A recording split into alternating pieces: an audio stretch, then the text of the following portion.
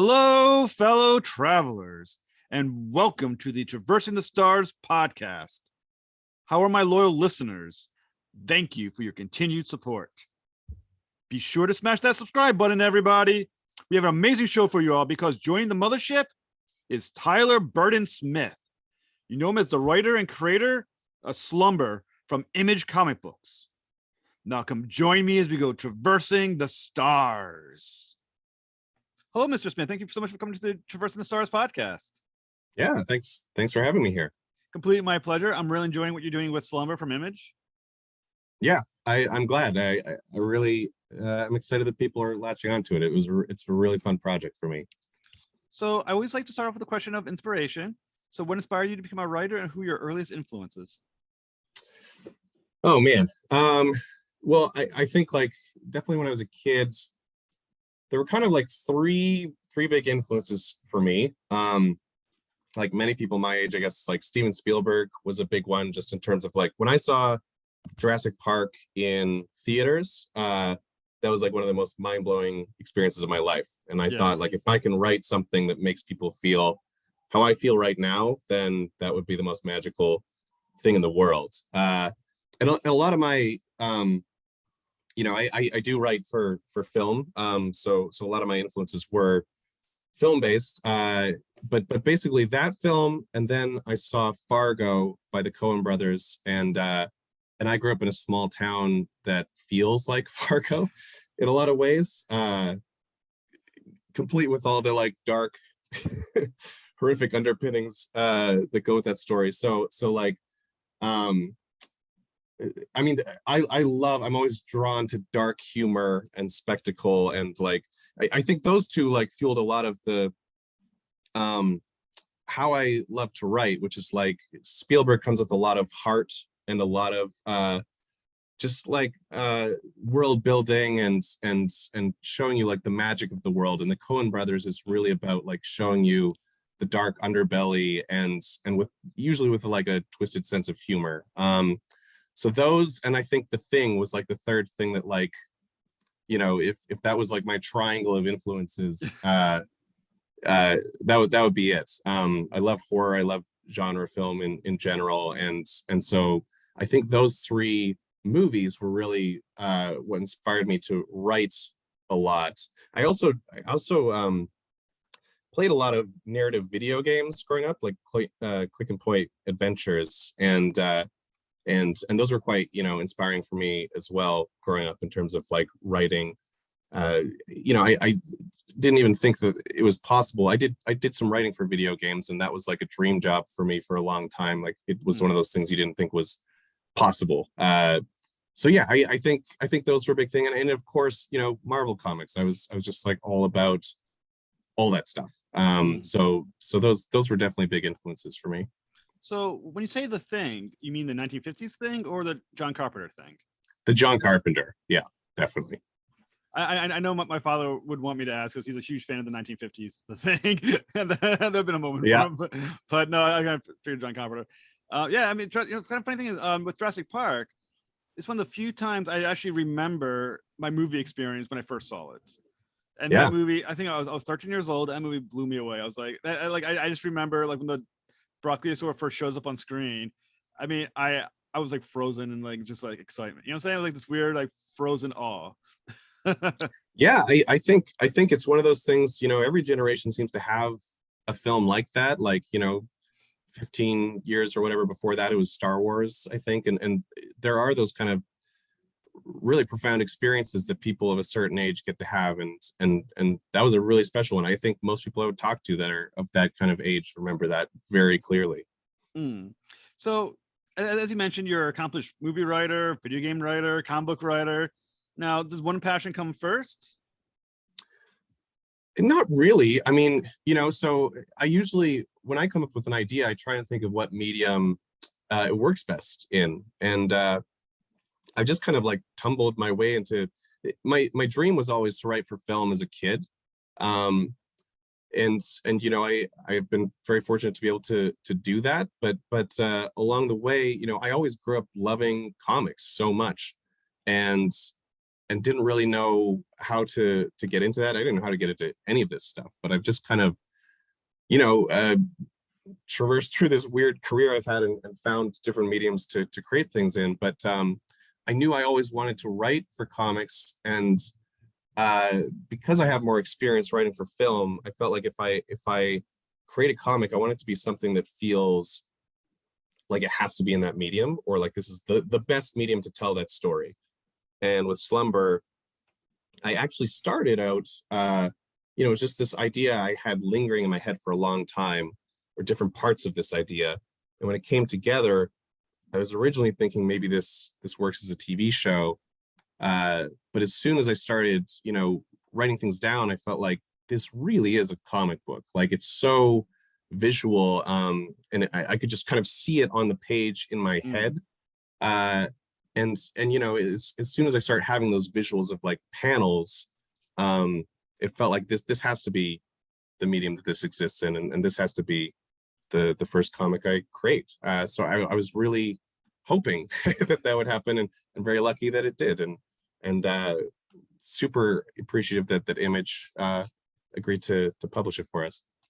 What I found was fascinating is that I think it's the first comic book I've seen that actually credits the editor on the cover, and the editor is Heather Antos, who everyone in the comic book world knows for, I think she's edited for Image. I think she did, was it Valiant as well before? I mean, she's edited a lot of books.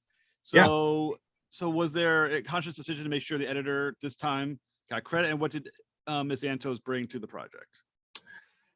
I mean, Heather's been super helpful for me, and because this is my first, I've read a lot of comics. I continue to read comics, on a daily basis, but as a first time writer for comics, I think Heather probably had more to do than she's probably used to on other comics, just in terms of like dumb questions and things like this, and this doesn't work for this reason or whatever. So just in terms of all the structuring, all the and I'm also colorblind. I'm horrendously colorblind, so like me giving notes on colors and all this kind of stuff is just a nightmare. And she's been incredibly helpful throughout the process. She's also like a talented artist, so she just has a different eye, and I think we approach things from kind of a different viewpoint in a good way. So we're looking at different things when we look at the book. But in terms of credit, like, yeah, I don't know.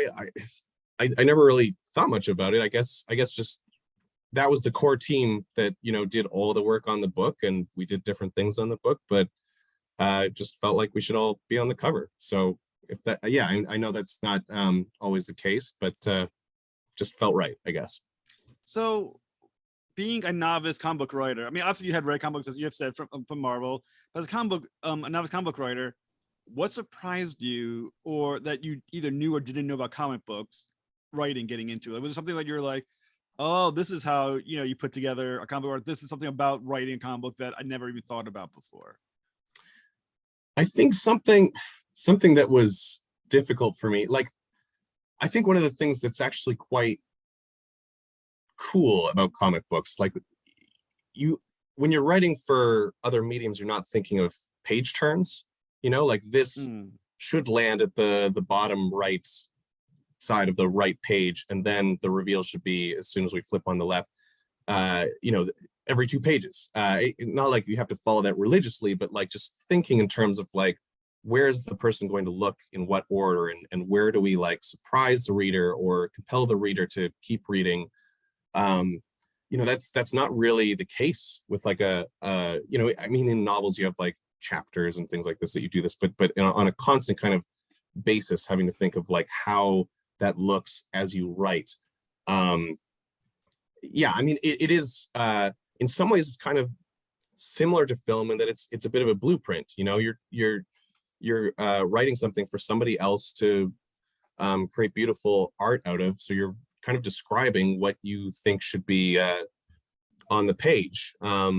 I think the thing that took the most getting used to for me was like, what level of description do I use, or like how do I Vanessa's like an incredibly talented artist, but like how do I give her a clear sense of my vision while also like allowing enough open for her to like bring her vision to it, so it doesn't just feel like 18 lines of me describing every single element on the page, but more like the feeling of what's on the page, or the important story elements, but like giving her room to really like explore different avenues as she goes. And some of the wildest details that I love most in the comic are things that Vanessa just kind of took on her own and took a left turn that I didn't expect in an excited way. So yeah, that's those elements were kind of like fun challenges, though. I think it's just it took some getting used to, but it's a bit of a puzzle that was really fun to kind of figure out. I know how a movie script actually is written, and obviously I've written some comic books. I know how a comic book script is written. So I mean, it's a bit of a segue, but but when you write a video game, are you also writing it in script form, or is it long form? It depends on the studio, but most game studios have a screenwriting software that's pretty similar to like standard movie writing softwares like Final Draft and Movie Maker and stuff like this. But because it's video games usually have some form of branching content, like this will happen if you do this. So usually there's kind of internal systems that account for those things. So you're creating stuff in a software where you're also plugging in like kind of values, if that makes sense, or plugging in like, if the player does this, then this dialogue will play. If they did not do this, then this dialogue will play, and elements like that. But the approach is very similar. Like, and I think more and more video game stories are starting to feel more like film or TV, and that's because the approach is kind of merged a lot more. So, it's a tricky medium in the sense that like you're in production as you're writing. So often like elements are changing and the game is changing. You're kind of writing around these things or figuring out how to adjust, which is kind of the opposite of comics, where you're writing the whole thing and then somebody is drawing it. So it's a lot more chaotic in that way, and so the challenges are a little bit different. Yeah, that's weird, because like I said, when I write a comic book or I write anything, you kind of want to you read it in the linear way. Story, this happens, and you read the script, and you're going to the next scene. You're like, okay, this works well. And you're reading the flow. You're following the flow. When you're Right. when you're running a video game script, then with all the different options, you're reading in zigzags. Aren't you? You're kind of like, well, here, but I'm kind of going here, but I got to remember to go back and read what would happen. This makes sense. I mean, that's gotta be an awkward. Feels to me like an awkward way of writing. It can be. I'm pretty lucky, like for all my faults, like I think one of my strengths is I'm good at keeping the mind map of everything in my brain, just like this weird web of stuff that happens or doesn't happen. So I actually kind of enjoy that, but yeah, I definitely, key is always to like figure out the through line, like what the core emotional story is that like builds this story out, and then expand outwards. And as long as you keep that in mind, I think the other things become a lot easier. And when you're writing something, once again, like Slumber, which is a comic book, in a world where comic books are now in every other medium, eventually, are you thinking thematically as well, or so thematically as well when you're looking at writing Slumber? Like, well, this is a comic book, but Yeah, well, I like I said, I chose this premise, this story, as a comic because I felt like that's where it belonged. It's something I would be open to exploring as a show or a movie in the future. But like, I'm also just, it's fun for me to just allow this to kind of exist as it is. Because it's its own thing in this medium, and for me that's really special. And it was a very small team kind of creating this thing from start to finish. So it's very much our DNA in this version of what it is. So who knows? Maybe at some point in the future, we'll see. But for right now, I'm just excited to have it in this form. Well, an interesting about Slumber is the protagonist, Stetson. She's really kind of interesting. She asked, for those readers who haven't picked up the first two issues of Slumber, which are out, people. So go to your comic store and find them out, and find them right now. She kills nightmares for money, basically. But that's kind of her job. Right. So what makes her, one, particularly skilled at this job, and two, is she doing it to help the clients, or because she's just kind of like good at it and it's part of, if you're good at something, as the Joker said, if you're good at something, never do it for free, that kind of thing. Yeah, so my, not to like ruin too much about the story, but like the thing that I find fun about this character is like she's not the best at her job. She's not like some elite special agent nightmare hunter. She's just a woman with a shotgun who goes into your dreams and, gets paid an okay amount of money to do her best to like track down your nightmares and kill them so you can sleep at night. And she royally fucks up sometimes. She'll like kill the wrong thing, and when you kill something in the dream world, it erases your memories of that thing in your mind. So people can like forget who their grandma is, or God knows what she'll screw up.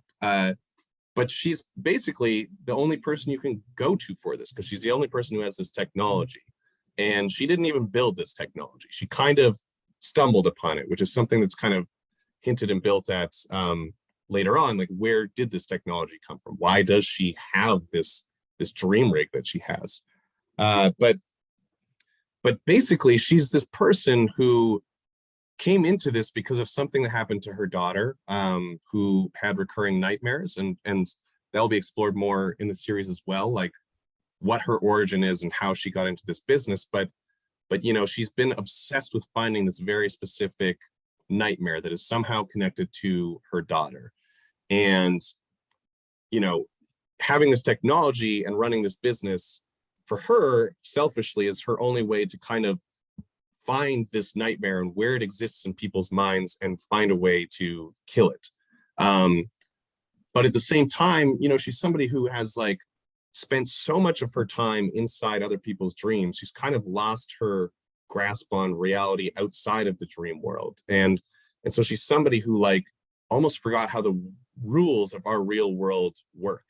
And so for somebody like Stetson, it's almost like going to a dinner party would be her worst nightmare. Whereas like being in somebody's dreams where you can just take a shotgun and take all of your aggression out and, have sex with dream version of David Bowie or whatever the hell, get drunk in somebody's dream bar.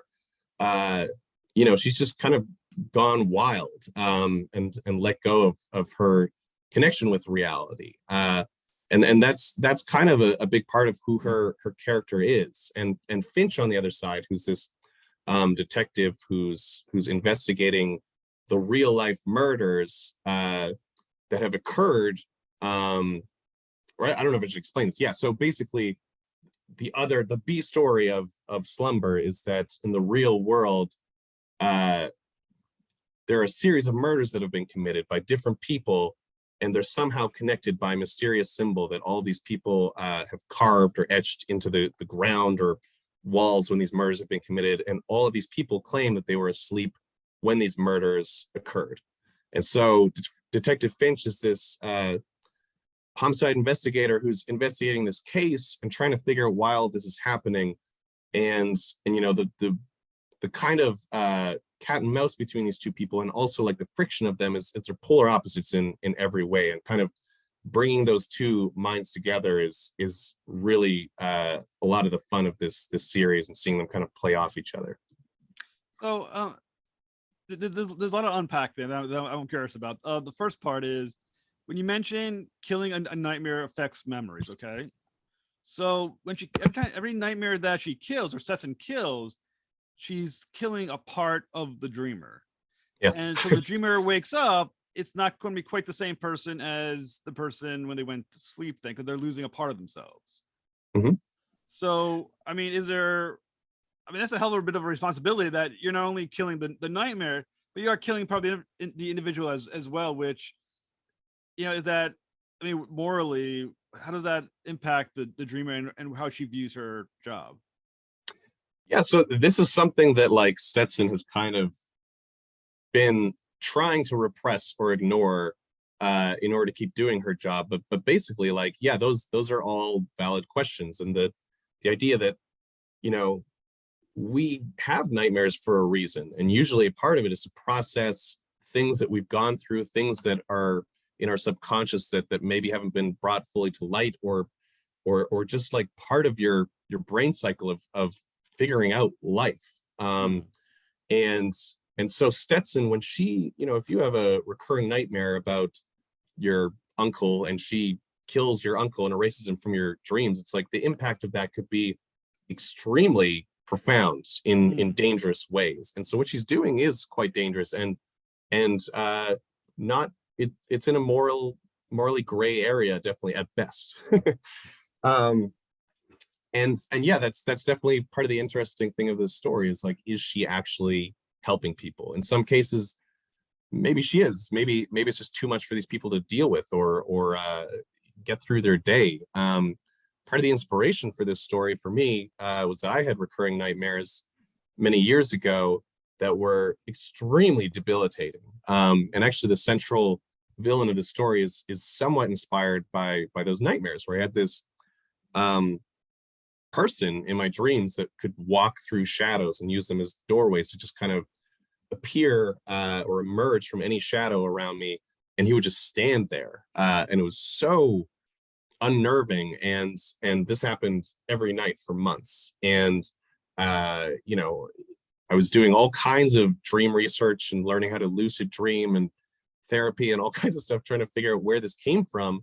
And eventually I worked through it and the nightmares went away. But I remember thinking, like, God, if somebody could just like go into my dreams and fucking shoot that nightmare in the head and just make it go away, like, yeah, it would have been so nice. And maybe I wouldn't have been the same person. Yeah, maybe I wouldn't have worked through things that I needed to work through, or my life would have been on a completely different path. But that's part of what's kind of explored in this comic, in different ways. And the further it goes along, the more those questions kind of come to light.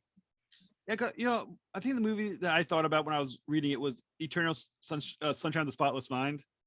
Sure. Where the question is, in the story, once again, the character Jim Carrey, for those who haven't seen the movie, wanted to kick out the memories of this girl that he fell in love with or whatever.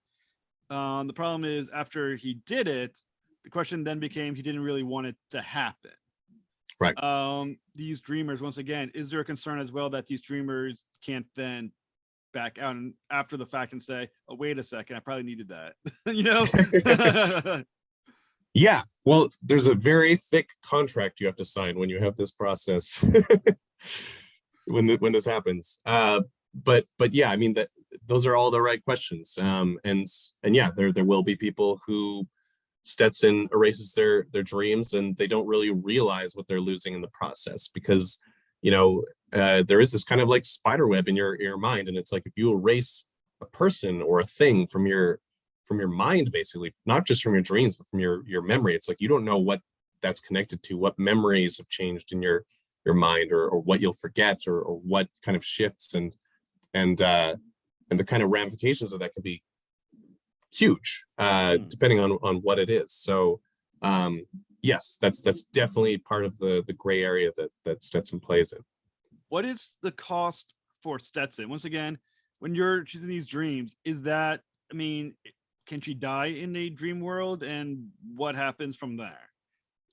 She can die. So basically, the way this process works is she plugs the client into this dream rig, presses some buttons, and this red door opens. And this door is basically a physical doorway that Stetson can use to physically walk into that person's dreams. And when she's in the dreams, this is a dream world, but she's real. And her partner, Jiang, is also real. And if they die in the dream world, they die in reality, because it's not like Inception, where you have things attached to your brain and you're asleep with them. It's like she's physically, literally walking into this person's dreams. So it is life or death stakes for her and for anybody who follows her inside. So if just out of curiosity, if she were to die in the dream, does this person then forever have a dream of the dead Stetson hanging around in there? Yeah. I mean, there's somewhere in that person's dreamscape, there's a dead body that might just show up from time to time. Oh, that sounds way worse than the nightmare. Could be. Yeah, let's hope she doesn't die. Right. Her partner is a goblin.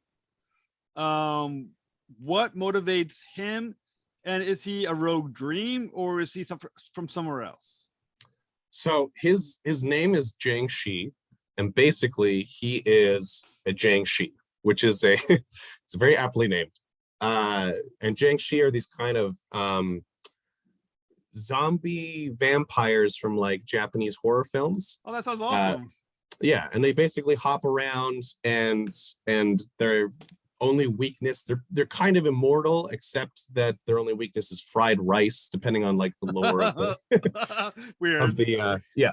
There's all kinds of crazy rules. I just always love Jiangshi. Like I love these movies. I love Japanese horror, and I wanted to bring that into this world. But yeah, I mean, it's basically hinted at, and definitely, I'm hoping that in future stories we'll show the backstory. But basically, he's a dream character that Stetson was hired to kill, and then realized he's kind of immortal and decided to hire him as her sidekick. So that's how these two kind of ended up together. So, in the story, so a dream an entity that lives that's in the dreams, right?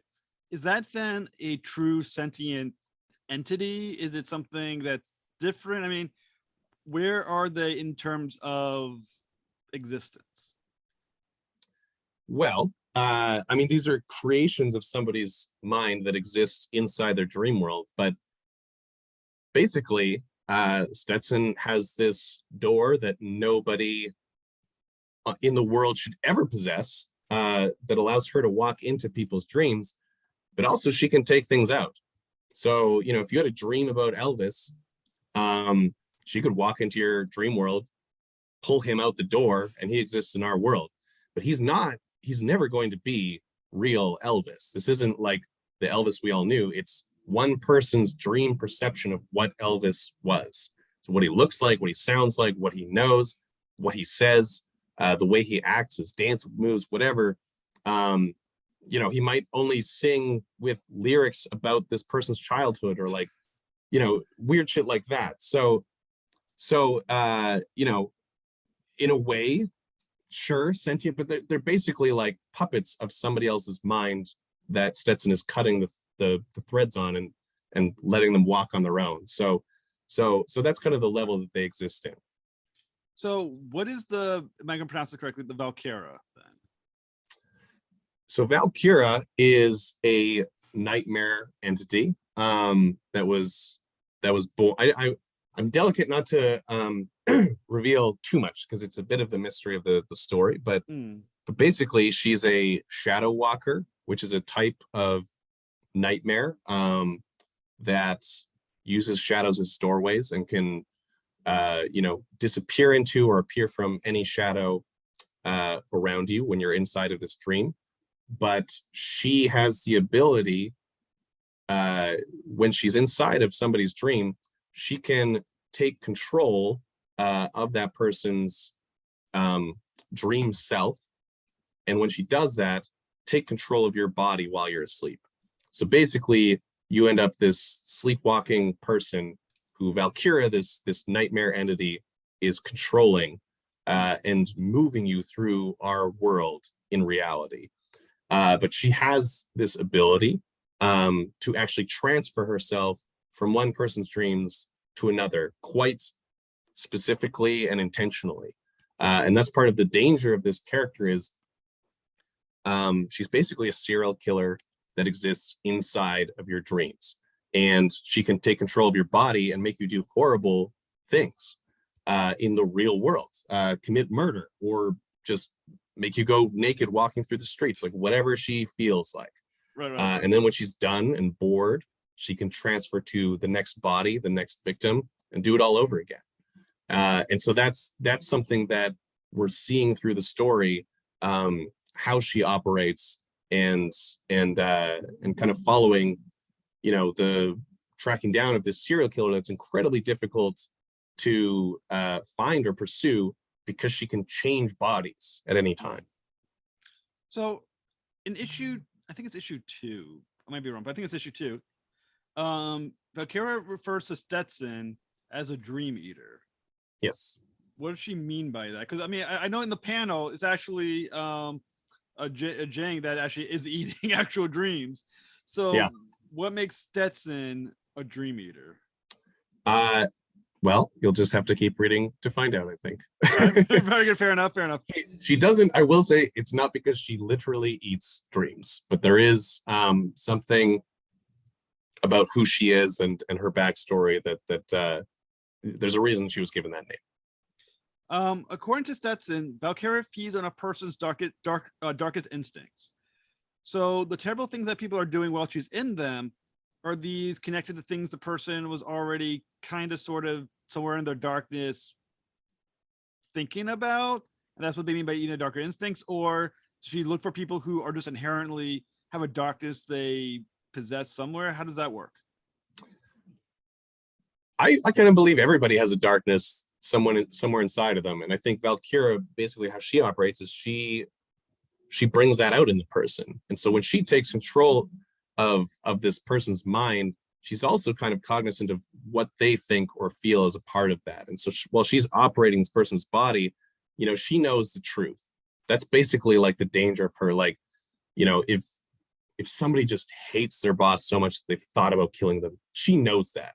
These are the things, like all of your darkest dreams that you would never do in reality but have thought about, all those horrible ideas that you've had, or moments of weakness or whatever, she finds that stuff delicious. And she just loves, you know, she's from a dream world where there are no repercussions for your actions. And there's something fascinating to her about suddenly exploring a world where it's the opposite of that, where if somebody dies, they stay dead, and people cry, and there's reactions, and this kind of fascination with this psychopath who doesn't really understand human behavior but wants to, is a part of what really lures her to exploring our world. So is Slumber a miniseries or a long form series? It's intended to be a long form series. So yeah, first volume is kind of the first part of the story, but there's definitely more in the works. Oh, very cool. When can our readers find the next issue of Slumber, or issue 3? Because issue 2 already out there, people. Find it at your store. Sorry, what was your question? Where can our readers find, I guess it would be issue 3, or when? I believe it comes out, I should know the exact date, May 16th, maybe. Somewhere around that week, the Wednesday of that week, and it should be available in, you know, comic stores, wherever your local comic store is. Well, like I said, Slumber, I read the first 2 issues so far. It's really entertaining, visually stunning as well, and right now I'm fascinated by the Valkyria. I want to say you did a great job, Mr. Smith, and I look forward to reading the next ones. Thank you. I appreciate it. I hope you enjoy the series. I think it gets better as it goes. I think I learned a lot in this comic, so I'm really proud with how the first volume ends, and yeah, excited to see what people think. But yeah, thanks so much for having me. Totally my pleasure. Have a fantastic night. You too. Have a good day.